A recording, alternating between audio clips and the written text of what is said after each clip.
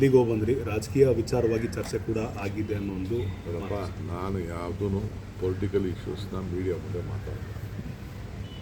Time ಬಂದಾಗ ನಿಮಗೆಲ್ಲ ಅದೆಲ್ಲ ಗೊತ್ತಾಗ್ತದೆ.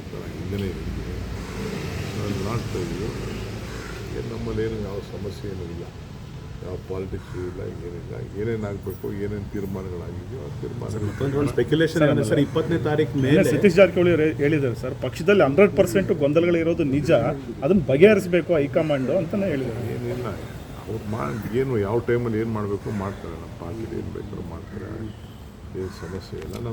ನಮ್ಮ ಪಕ್ಷದ ಮೇಲೆ ವಿಶ್ವಾಸ ಇದೆ, ಏನು ಮಾಡಬೇಕು ಮಾಡ್ತಾರೆ. 3 ವರ್ಷ ಆಗ್ತಾ ಇದೆ ಸರ್, ನಾಯಕತ್ವ ಬದಲಾವಣೆ ವಿಚಾರ ಏನಾದರೂ ನಿಮಗೇನೋ ಇರ್ಬೋದು ಅಷ್ಟೇ.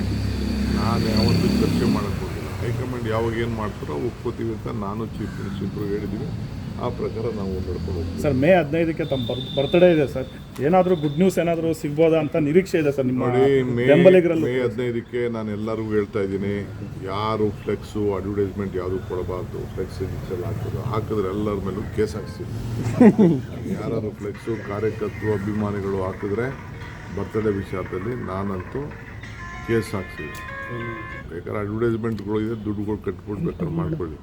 ಯಾರೂ ರೋಡ್ ಹಾಳು ಮಾಡೋದಕ್ಕೆ ಮಾಡಬಾರ್ದು. ನನ್ನ ಪರ್ಸನಲ್ ರಿಕ್ವೆಸ್ಟು.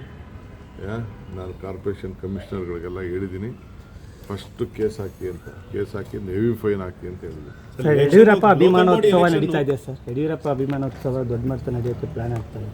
ಮಾಡ್ಕೊಳ್ಳಿ ಬಿಡಿ, ಅದೇನು ಅವರು ಕೆಲಸ ಅವರು ಹೋರಾಟ ಮಾಡವ್ರೆ. ಅವ್ರನ್ನ ಏನೋ ಒಂದು ವಿದಾಯ ಹೇಳಬೇಕಲ್ಲ, ರಾಜಕೀಯದ ವಿದಾಯನೋ ಅವ್ರ ಸ್ಟ್ರೆಂತು ಪ್ರೂವ್ನೋ ಏನೋ ಅವ್ರ ಪಕ್ಷಕ್ಕೆ ಏನಾದ್ರು ಒಂದು ಗುಡುಗು ಇವೆಲ್ಲ ಕೊಡಬೇಕಲ್ಲ, ಅದಕ್ಕೆ ಮಾಡ್ಕೋತಾರೆ. ಲೋಕಲ್ ಬಾಡಿ ಎಲೆಕ್ಷನ್ ಮಾಡಲಿಲ್ಲ ಅಂದರೆ ಕಂಟೆಂಪ್ಟ್ ಮಾಡ್ತೀವಿ ಅಂತ AP ರಂಗನಾಥ್ ಅವರು ಮೊನ್ನೆ ತಿಳಿಸಿದ್ರು ಸರ್.